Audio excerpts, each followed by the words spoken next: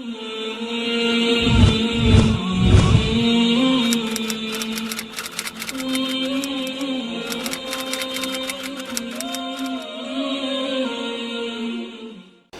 تتمنوا ما فضل الله به بعضكم على بعض للرجال نصيب مما اكتسبوا وللنساء نصيب مما اكتسبنا واسألوا الله من فضله إن الله كان بكل شيء عليما ولكل جعلنا موالي مما ترك الوالدان والأقربون والذين عقدت أيمانكم فآتوهم نصيبهم إن الله كان على كل شيء شهيدا۔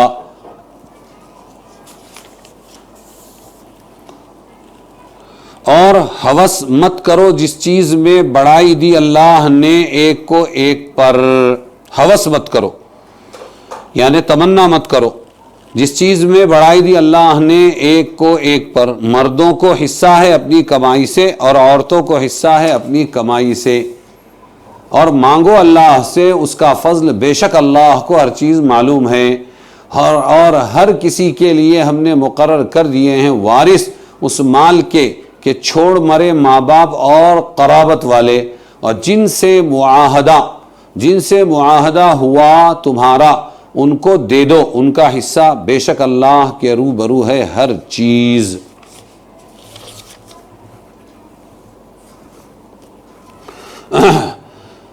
ما قبل کی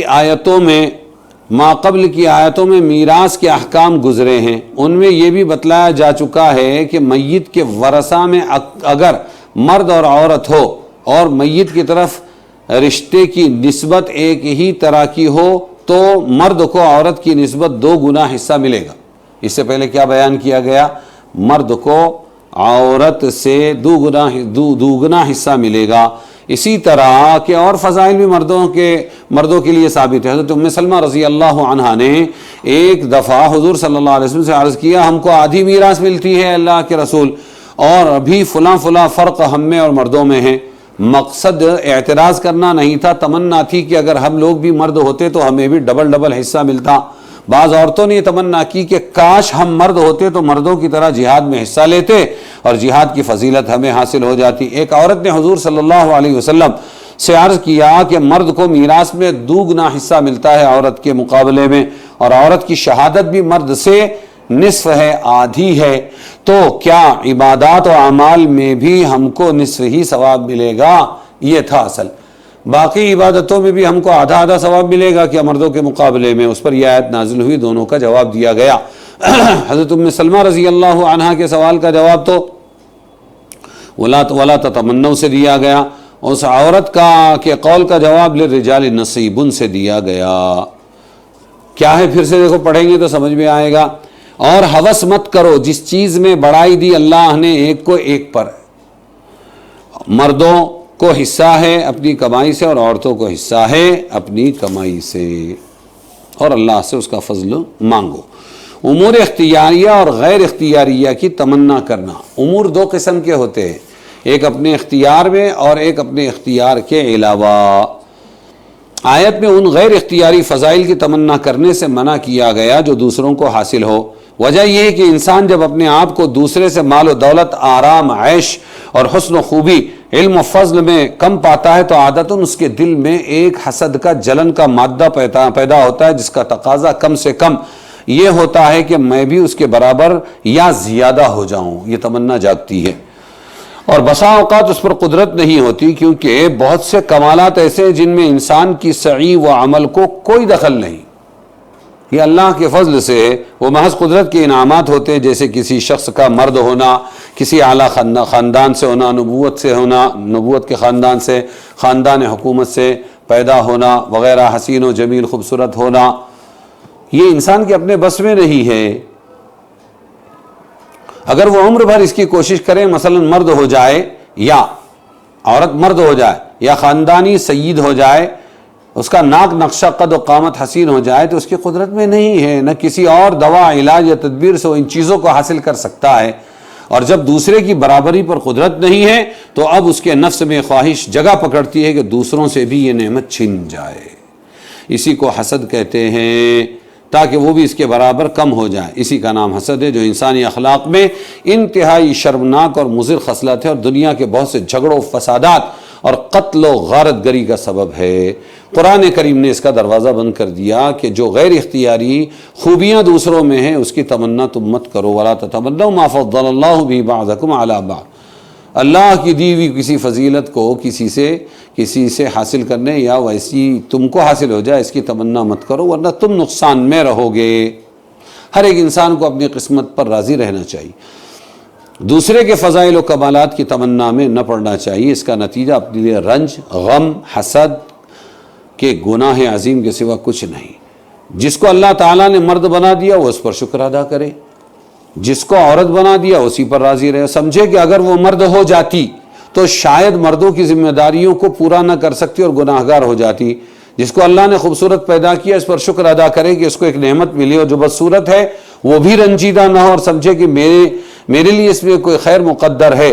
اگر مجھے حسن و جمال ملتا تو شاید میں کسی فتنہ و خرابی میں مبتلا ہو جاتی۔ جو شخص نسب کے اعتبار سے سید ہاشمی ہے وہ اس پر شکر ادا کرے، اللہ تعالیٰ نے انعام دیا ہے یہ نسب دے کر، نسبت دے کر۔ جس کو یہ نسبت حاصل نہیں وہ اس فکر میں نہ پڑے، اس کی تمنا بھی نہ کرے، کیونکہ یہ چیز کسی کوشش سے حاصل ہونے والی نہیں۔ اس کی تمنا اس کو گناہ میں مبتلا کر دے گی، بجز رنج و غم کے کچھ حاصل نہ ہوگا۔ بجائے نسب پر افسوس کرنے کے اعمال صالحہ کی فکر میں زیادہ پڑے۔ ایسا کرنے سے وہ بڑے نسب والوں سے بڑھ سکتا ہے۔ یہ عجیب بات ہے، اس کے لیے راستہ کھلا ہے کہ یہ اللہ تعالیٰ کا اچھا بندہ بننے، اچھی بندی بننے کے ذریعے دوسرے خوبصورت اور نعمت والوں سے آگے بڑھ سکتا ہے۔ ارشادات نبوی میں مسابقت فی الخیرات بیان کی گئی ہے، یعنی نیک کاموں میں دوسروں سے آگے بڑھنے کی کوشش، فضائل حاصل کرنے کی کوشش کی ترغیب ہے جو انسان کے اختیار میں۔ مثلا علمی فضائل اور عملی اخلاقی کمالات کسی کو دیکھ کر ان کے حاصل کرنے کی جد و جہد مستحسن پسندیدہ عمل ہے، کہ میں بھی ایسا عالم بن جاؤں، میں بھی ایسا داعی بن جاؤں، میں بھی ایسا مقرر بن جاؤں۔ یہ آیت اس کے منافی نہیں، بلکہ آخری حصہ اس کی تائید کر رہا ہے۔ للرجال نصیب مما اکتسبوا، مردوں کو ملے گی ان کی کمائی، عورتوں کو ملے گی ان کی کمائی۔ اس میں فضیلت ہے، اس میں ترغیب دی گئی ہے۔ جو کمانے کی چیزیں اس میں کماؤ اور آگے بڑھو۔ عورتوں کو بھی ان کا حصہ ملے گا۔ یہ جو خیال ہے کہ ہم عملوں میں بھی مردوں سے آدھا ثواب پانے والی ہو جائیں گی، یہ غلط ہے بالکل۔ اس سے یہ بھی معلوم ہو گیا کسی شخص کے علمی، عملی، اخلاقی فضائل کو دیکھ کر ان کی تمنا اور پھر تمنا پوری کرنے کے لیے صحیح و عمل اور جد و جہد کرنا مطلوب اور مستحسن ہے۔ اچھائیاں لینا، اچھا بننے کی کوشش کرنا، یہ اچھی بات ہے۔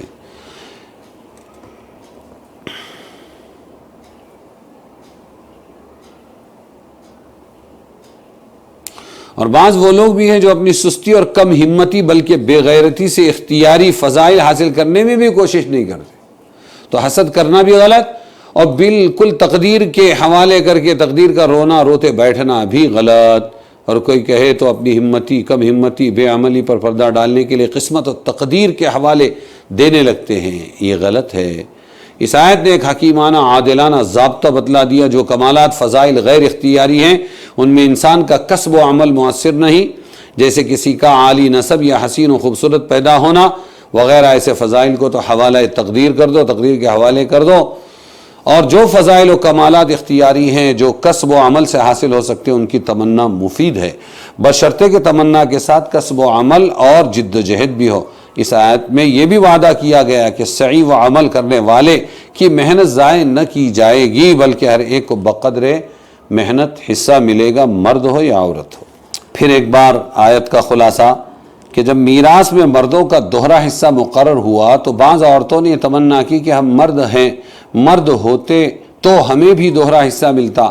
اس کے مناسب دوسری آیت میں میراث کے قانون کا اعادہ اس انداز سے کیا گیا کہ اس میں جو کچھ حصے مقرر کیے گئے وہ عین حکمت اور مطابق عدل ہیں۔ انسانی عقل چونکہ تمام عالم کے مصالح مفاسد کا احاطہ نہیں کر سکتی، اس لیے وہ ان حکمتوں کو نہیں پہنچ سکتی۔ اللہ تعالیٰ کے مقرر کردہ قانون میں ملحوظ ہے، اس لیے جو حصہ کسی کے لیے مقرر کر دیا گیا اسی کو اسی پر راضی رہنا چاہیے.